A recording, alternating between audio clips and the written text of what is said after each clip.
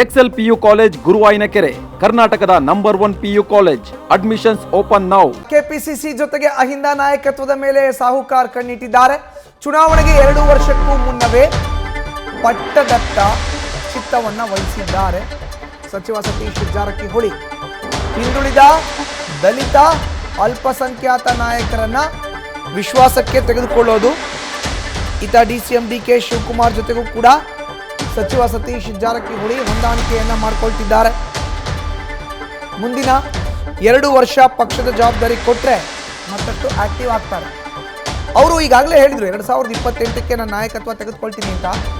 ಅದರ ಮುಂದುವರೆದ ಭಾಗ ಇದು. ಹೆಚ್ಚಿನ ಮಾಹಿತಿ ನೀಡ್ತಾರೆ ನಮ್ಮ ಪ್ರತಿನಿಧಿ ಮಂಜುನಾಥ್. ನ್ಯೂಸ್ ರೂಮ್ನಿಂದ ನೇರ ಸಂಪರ್ಕಕ್ಕೆ ಜಾಯ್ನ್ ಆಗಿದ್ದಾರೆ. ಮಂಜುನಾಥ್, ನೋಡಿ, 2028ರ ಚುನಾವಣೆಗೆ ರಾಜ್ಯದಲ್ಲಿ ಕಾಂಗ್ರೆಸ್ ಅಧಿಕಾರಕ್ಕೆ ಬಂದ್ರು, ನಾನು ಕೂಡ ಸಿಎಂ ಕ್ಲೈಮ್ ಮಾಡ್ತೀನಿ ಎಂದ್ರು. ಬಟ್ ಅವರು ಕೆಪಿಸಿಸಿ ಅಧ್ಯಕ್ಷ ಘಟಕದ ಜೊತೆಗೆ ಅಹಿಂದ ವೋಟ್ ಬ್ಯಾಂಕ್ ಮೇಲೂ ಕೂಡ ಈಗ ಕಣ್ಣಿಟ್ಟಿರುವಂಥದ್ದು. ಯಾವ ರೀತಿ ವಿಶ್ವಾಸಕ್ಕೆ ತೆಗೆದುಕೊಳ್ತಾ ಇದ್ದಾರೆ ಎಲ್ಲರನ್ನು?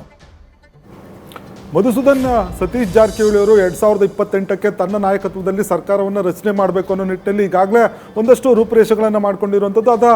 ಅದರ ಪ್ರಮುಖ ಒಂದು ಹಂತವಾಗಿ ಏನು ಕೆಪಿಸಿಸಿ ಅಧ್ಯಕ್ಷ ಪಟ್ಟ, ಜೊತೆಗೆ ಅದರ ಏನು ರಾಜ್ಯದಲ್ಲಿ ಪ್ರಮುಖವಾಗಿ ಅಹಿಂದ ಮತ ಬ್ಯಾಂಕ್ ಏನಿದೆ, ಸಿದ್ದರಾಮಯ್ಯವರ ಬೆನ್ನಿಗೆ ನಿಂತಿತ್ತು, ಆ ಒಂದು ಮತಗಳನ್ನು ನಾನು ಕೂಡ ಕ್ರೋಢೀಕರಣ ಮಾಡಿಕೊಂಡ್ರೆ 2028ರಲ್ಲಿ ರಾಜ್ಯದಲ್ಲಿ ಕಾಂಗ್ರೆಸ್ ಸರ್ಕಾರವನ್ನು ರಚನೆ ಮಾಡಲಿಕ್ಕೆ ಸಾಧ್ಯ ಅನ್ನೋದು ಸತೀಶ್ ಜಾರಕಿಹೊಳಿ ಅವರ ಲೆಕ್ಕಾಚಾರ ಆಗಿರುವಂಥದ್ದು. ಹಾಗಾಗಿ ಈಗಾಗಲೇ ಏನು ಅಹಿಂದ ನಾಯಕ, ಅದು ಸಿದ್ದರಾಮಯ್ಯವರ ಆಪ್ತ ವಲಯದಲ್ಲಿ ಗುರುತಿಸ್ಕೊಂಡಿದ್ದಾರೆ. ಹಿಂದುಳಿದ ವರ್ಗದ ಶಾಸಕರಾಗಿರ್ಬೋದು, ನಾಯಕರಾಗಿರ್ಬೋದು, ಅವ್ರ ಜೊತೆ ಕೂಡ ನಿಕಟವಾದಂಥ ಸಂಪರ್ಕದಲ್ಲಿರುವಂಥದ್ದು. ಇನ್ನೊಂದು ಕಡೆ ಡಿಸಿಎಂ ಡಿಕೆ ಶಿವಕುಮಾರ್ ಅವರು ಹಾಲಿ ಕೆಪಿಸಿಸಿ ಅಧ್ಯಕ್ಷರ ಜೊತೆಗೆ ಡಿಸಿಎಂ ಆಗಿ ಕೆಲಸವನ್ನು ಮಾಡ್ತಾ ಇದ್ದಾರೆ. ಅವರು ಅವರನ್ನು ಕೂಡ ವಿಶ್ವಾಸಕ್ಕೆ ತೆಗೆದುಕೊಂಡಿದ್ದಾರೆ. ಜೊತೆಗೆ ಅವ್ರ ಜೊತೆ ಒಂದಷ್ಟು ಹೊಂದಾಣಿಕೆಯನ್ನು ಕೂಡ ಮಾಡಿಕೊಂಡು ಅವರನ್ನು ಭೇಟಿ ಮಾಡಿ ಚರ್ಚೆ ಮಾಡುವಂಥದ್ದು. ಜೊತೆಗೆ ಪಕ್ಷದ ವಿಚಾರಗಳ ಸಂದರ್ಭದಲ್ಲಿ ಅಥವಾ ನಾಯಕತ್ವ ಬದಲಾವಣೆ ಸಂದರ್ಭದಲ್ಲಿ ಏನು ಚರ್ಚೆಗಳು ಬರ್ತಾ ಇದೆ, ಈ ಸಂದರ್ಭದಲ್ಲಿ ಕೂಡ ಅವರನ್ನು ಭೇಟಿ ಮಾಡಿ ಚರ್ಚೆ ಮಾಡುವಂಥ ಕೆಲಸಗಳನ್ನು ಸತೀಶ್ ಜಾರಕಿಹೊಳಿ ಮಾಡ್ತಾ ಇರುವಂಥದ್ದು. ಇನ್ನು ಏನು ಅಲ್ಪಸಂಖ್ಯಾತ ನಾಯಕರ ವಿರುದ್ಧ ಕ್ರಮಗಳನ್ನು ತೆಗೆದುಕೊಂಡ್ರು, ಏನು ದಾವಣಗೆರೆ ಬೈ ಎಲೆಕ್ಷನ್ ಸಂದರ್ಭದಲ್ಲಿ, ಆ ಸಂದರ್ಭದಲ್ಲೂ ಕೂಡ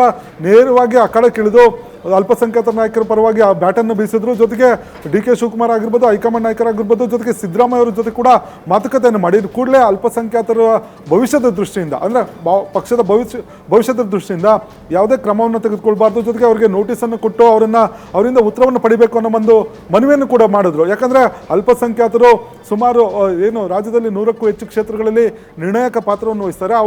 ಅವ್ರ ವಿರುದ್ಧ ಏಕಾಏಕಿ ಕ್ರಮ ತೆಗೆದುಕೊಂಡ್ರೆ ಆ ಸಮುದಾಯ ಅಸಮಾಧಾನಗೊಳ್ಳುತ್ತೆ, ಪಕ್ಷಕ್ಕೂ ಕೂಡ ತೊಂದರೆ ಆಗುತ್ತೆ ಅನ್ನೋದು ಅವ್ರ ವಾದ ಆಗಿರುವಂಥದ್ದು. ಇನ್ನು ದಲಿತ ಸಚಿವರಾಗಿರ್ಬೋದು, ಶಾಸಕರಾಗಿರ್ಬೋದು, ಅವ್ರ ಜೊತೆ ಕೂಡ ಒಂದು ಯಾವುದೇ ರೀತಿಯ ತೀರ್ಮಾನಗಳನ್ನು ತೆಗೆದುಕೊಂಡು ಅಥವಾ ಸಭೆಗಳನ್ನು ಮಾಡಿದಾಗಲೂ ಕೂಡ ಹೊಂದಾಣಿಕೆ ಮಾಡ್ಕೊಂಡು ಹೋಗ್ತಾ ಇರುವಂಥದ್ದು. ಹಾಗಾಗಿ ಸತೀಶ್ ಜಾರಕಿಹೊಳಿ ಅವರು ಮುಂದಿನ 2 ವರ್ಷ ಪಕ್ಷದ ಜವಾಬ್ದಾರಿ ಕೊಟ್ಟರೆ ಆಕ್ಟಿವ್ ಆಗಿ ಕೆಲಸ ಮಾಡಿ ಸರ್ಕಾರವನ್ನು ರಚನೆ ಮಾಡಬೇಕು ಅನ್ನೋ ನಿಟ್ಟಿನಲ್ಲಿ ಸಾಕಷ್ಟು ರೂಪುರೇಷೆಗಳನ್ನು ಮಾಡಿಕೊಂಡಿರುವ ಬಗ್ಗೆ ಮಾಹಿತಿ ಲಭ್ಯ ಆಗಿರುವಂಥದ್ದು.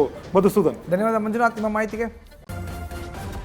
ನ್ಯೂಸ್ ಫಸ್ಟ್, ನಿರ್ಭೀತಿಯಿಂದ ನಿಮ್ಮ ಪರವಾಗಿ.